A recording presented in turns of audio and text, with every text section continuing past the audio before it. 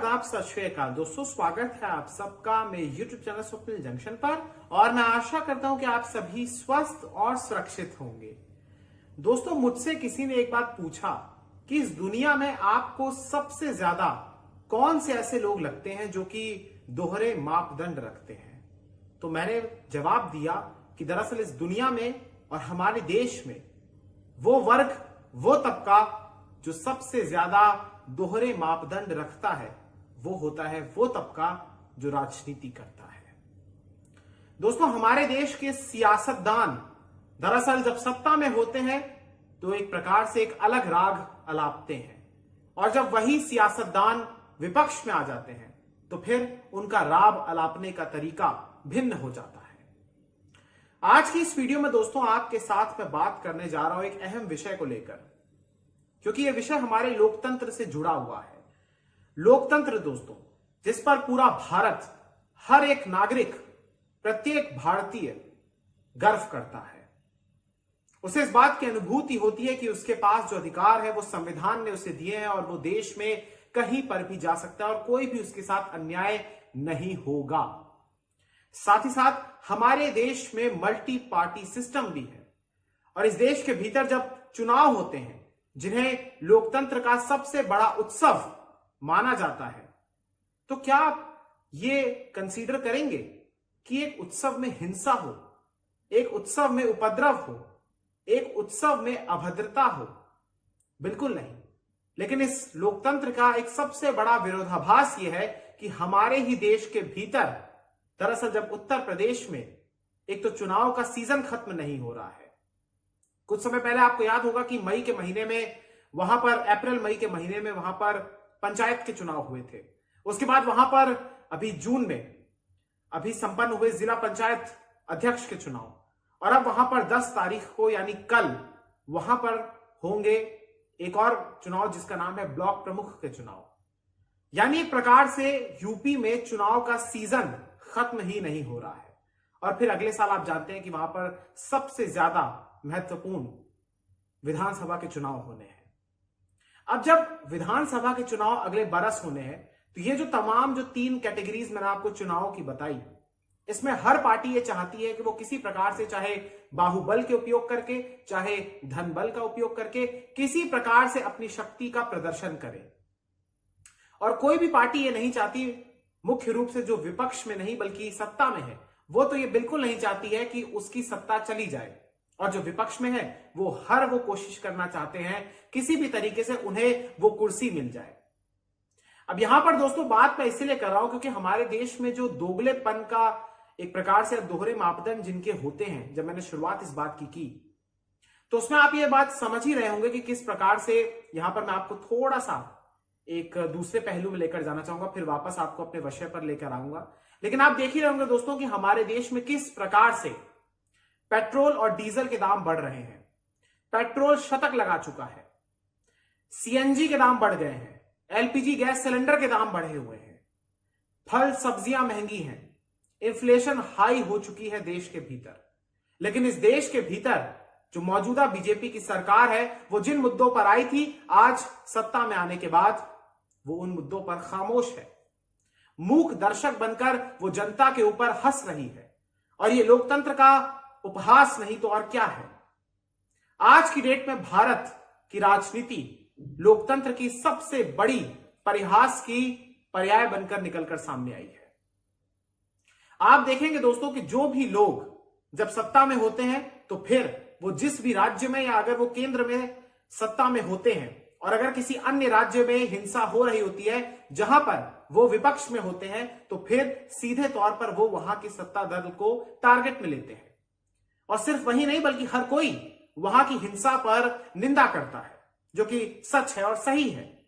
लेकिन जब उसी पार्टी के एक राज्य के जहां पर उसी पार्टी का शासन हो जो केंद्र में है, जब उन्हीं के शासन वाले राज्य में हिंसा होती है तो फिर अचानक से खामोशी आ जाती है। आप सही समझे दोस्तों, आप बिल्कुल सही समझे हैं। मैं पहले जिस उदाहरण का मैंने जिक्र किया, जिस प्रसंग का जिक्र किया, वो मैंने पश्चिम बंगाल के संदर्भ में किया था। जब पश्चिम बंगाल में हिंसा हुई तो हर केंद्रीय मंत्री ने उसकी आलोचना की भाजपा के हर नेता ने, हर कार्यकर्ता ने अपने अपने स्तर पर उसकी आलोचना की, उसकी एक प्रकार से उसको टारगेट किया, जो कि सही है। लेकिन जब उत्तर प्रदेश में हिंसा हुई तो यहां पर सब मूक दर्शक बन गए। आप कल्पना कर सकते हैं दोस्तों कि उस देश में दाम बढ़ रहे हैं, जिस देश की पार्टी उसी इनसे पहले वाले जो शासन कर रहे थे कांग्रेस, उनको हटाकर आई थी और मुद्दे सारे के सारे वही थे, महंगाई, बेरोजगारी। आज की डेट में ये लोग कोरोना का अमली जामा सबको पहनाते हैं, कोरोना की आड़ में छिपते हैं, लेकिन आज की डेट में भी हमारे यहां वही समस्याएं ज्यों की त्यों बरकरार हैं। आज भी रोजगार की समस्या है, आज भी महंगाई की समस्या है, आज भी एक प्रकार से अपराध बढ़ा हुआ है। लेकिन बात दोस्तों चूंकि मैं कर रहा हूं हिंसा की, तो आज ये बात करना जरूरी हो जाता है। उत्तर प्रदेश आज मुद्दा है दोस्तों, आज मसला है, क्योंकि यहां पर 10 जुलाई को ब्लॉक प्रमुख के चुनाव होने हैं दोस्तों। यहां पर 826 कुल ब्लॉक प्रमुख अध्यक्ष के पद है और इसमें 825 पर चुनाव होना है। कल ये चुनाव होंगे, कल सुबह 11 से 3 तक यहां पे मतदान होगा, फिर उसके बाद शाम को मतगणना शुरू हो जाएगी। सब एक ही दिन में हो जाएगा, एक ही दिन में, यानी कल में नतीजे भी आ जाएंगे, घोषित कर दिए जाएंगे। और इससे पहले मैं आपको बताना चाहूंगा दोस्तों कि 8 तारीख को यानी 8 जुलाई को नामांकन भरने की आखिरी तिथि थी। तो जिस प्रकार से आप जानते हैं कि हमारे देश के नागरिकों, हम सबका यही चरित्र होता है कि सभी लोग तभी जाते हैं जब अंतिम तारीख आ रही होती है।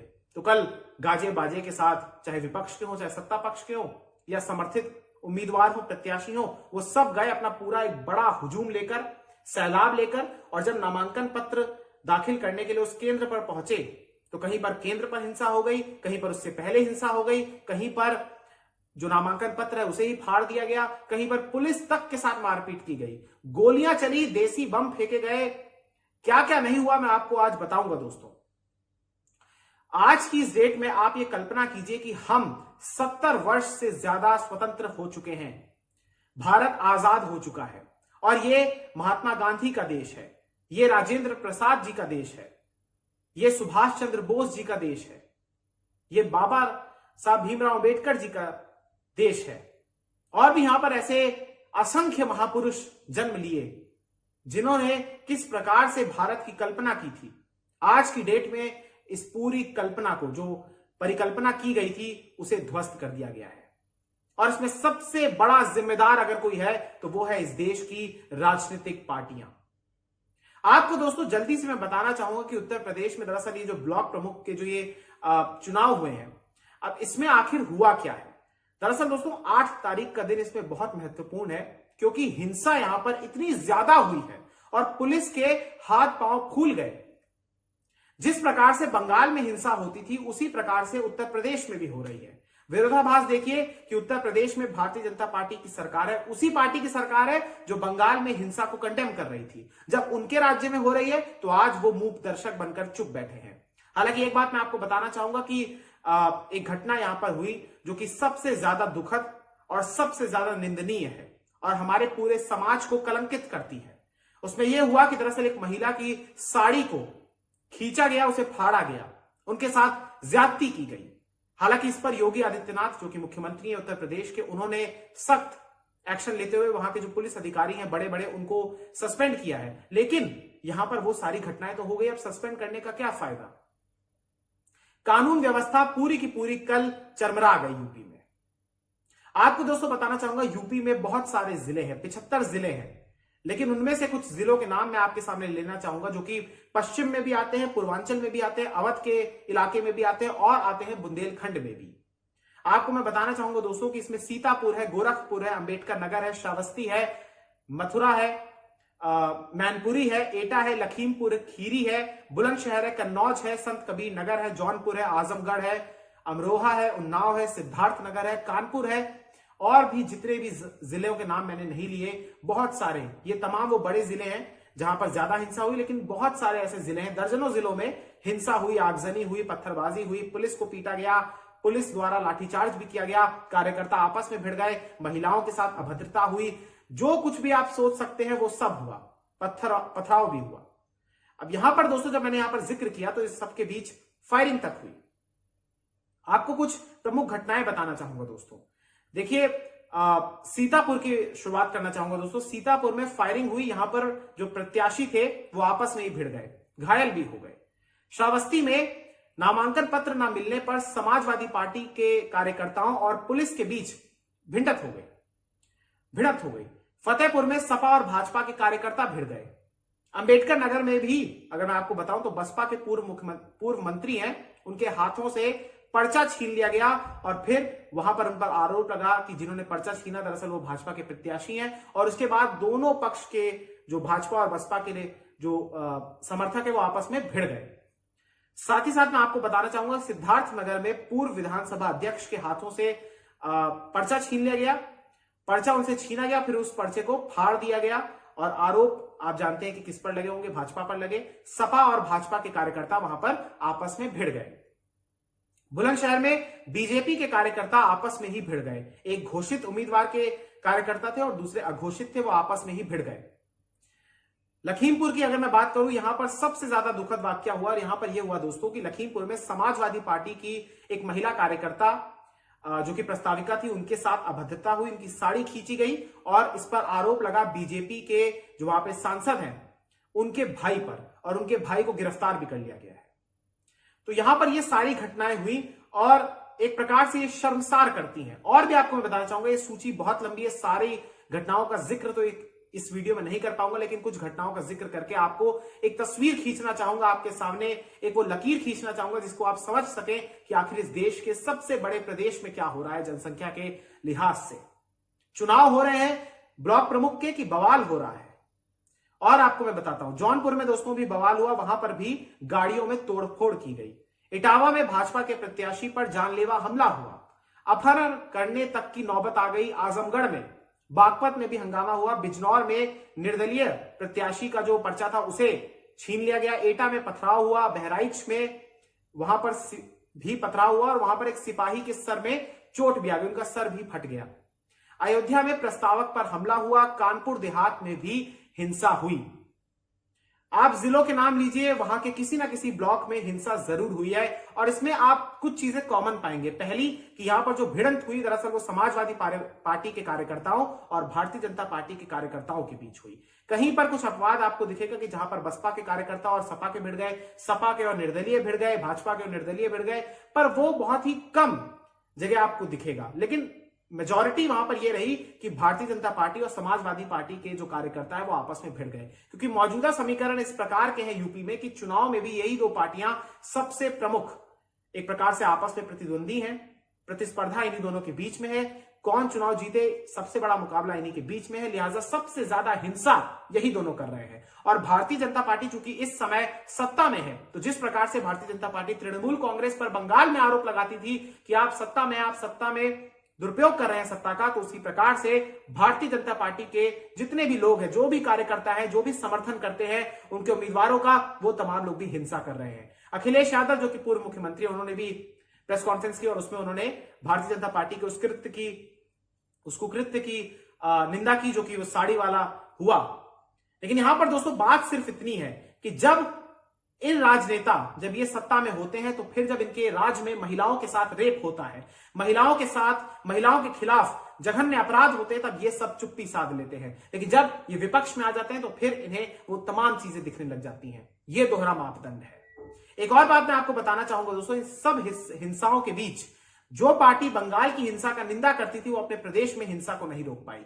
पुलिस और निर्वाचन आयोग लगातार जो राज्य का है वो इस बात को कहता था कि हमारे यहां सुरक्षा के पुख्ता इंतजाम है, प्रबंध बहुत मजबूत है, हिंसा नहीं होगी। लेकिन तमाम चीजों के बावजूद, तमाम दावे करने के बावजूद ये तमाम दावे विफल साबित हुए और पुलिस के नाक के नीचे, पुलिस के सामने ये तमाम हिंसा हुई। अब कहा यह जा रहा है समाजवादी पार्टी के शीर्ष नेता हो या भारतीय जनता पार्टी के शीर्ष नेता हो, वो एक दूसरे की संस्कृति पर, एक दूसरे की कार्यशैली पर सवाल उठा रहे हैं, आरोप लगा रहे हैं, एक दूसरे को जिम्मेदार ठहरा रहे हैं, जैसा हमेशा होता है। लेकिन कौन ये बात भूल सकता है कि चंद महीने पहले जब पंचायत चुनाव में भी हिंसा हुई, उसके बाद आपने देखा छिटपुट हिंसा जिला पंचायत अध्यक्ष के चुनाव में भी हुई। हर जगह, हर बार चुनाव में हिंसा होती है और ये इस देश का एक सबसे बड़ा दुर्भाग्य है। इस देश में राजनेता और कार्यकर्ता अपने आप को क्या समझते हैं? वो भोली भाली जनता को दहशत में रखते हैं। और मैं आपको बताना चाहूंगा दोस्तों कि वैसे तो ये जो तमाम ब्लॉक प्रमुख के चुनाव होने हैं, इसमें राजनीतिक पार्टियां पहले सक्रिय नहीं रहती थी, लेकिन पिछले कुछ समय से इसमें राजनीतिक दल भी सक्रिय होने लगे, वो भी अपना इंटरेस्ट शो करने लगे हैं। लिहाजा अब ये पूरा का पूरा राजनीतिक हो चुका है। एक पार्टी का समर्थित उम्मीदवार होता है, फिर अगर उसका कोई नामांकन पत्र दाखिल नहीं किया जाता या सत्ताधारी उसको नामांकन दाखिल करने से रोकते हैं तो फिर वहां पर हिंसा हो जाती है। सवाल सिर्फ इतना है कि इस देश के भीतर आखिर राजनीति के नाम पर कब तक ये बवाल होता रहेगा, कब तक ये हिंसा होती रहेगी और कब तक सिर्फ लोग ही आतंक के साए में जिएंगे। दिल्ली ज्यादा दूर नहीं है उत्तर प्रदेश से, लेकिन एक भी केंद्रीय मंत्री ने इस पूरे के पूरे विवाद को लेकर, जो भी ये हिंसा हुई यूपी में, जो तमाम चुनाव की ये साइकिल चल रही है, किसी ने कोई टिप्पणी नहीं की। तो ये हम कमाल के देश में जी रहे हैं दोस्तों, जहां पर लोकतंत्र है और कोई भी अपनी जवाबदेही जनता के सामने तय नहीं करता, किसी की जवाबदेही तय नहीं होती है। अब आज की इस वीडियो में दोस्तों मैंने आपको बताया कि अब कल चुनाव होने हैं, हो सकता है कि कल भी जब उत्सव मनाया जाए एक प्रत्याशी के द्वारा, उनके समर्थकों के द्वारा, तो उसके बाद भी हिंसा हो। तो यहां पर यह हिंसा का दौर जारी रहेगा, उत्तर प्रदेश में भी और बिहार, पश्चिम बंगाल में भी। लेकिन वही बात है कि परिस्थितियों को देखते हुए हर कोई अपनी फेवरेबल चीजों को ही सेलेक्ट करता है और सेलेक्टिव चीजों पर ही ओपिनियन देता है। लेकिन बहुत शर्मनाक है कि चुनाव उत्सव है इस देश का और उत्सव में उपद्रव होता है, उस उत्सव में ऐसे वो तमाम घिनौने कार्य होते हैं जिनकी शायद कोई अपेक्षा भी नहीं कर सकता, और इन लोगों को यह अधिकार होता है कि ये निर्णय लें। बहुत बहुत शुक्रिया, बहुत बहुत धन्यवाद। जय हिंद, जय भारत, वंदे मातरम, इंकलाब जिंदाबाद, सत्यमेव जयते। नमस्कार।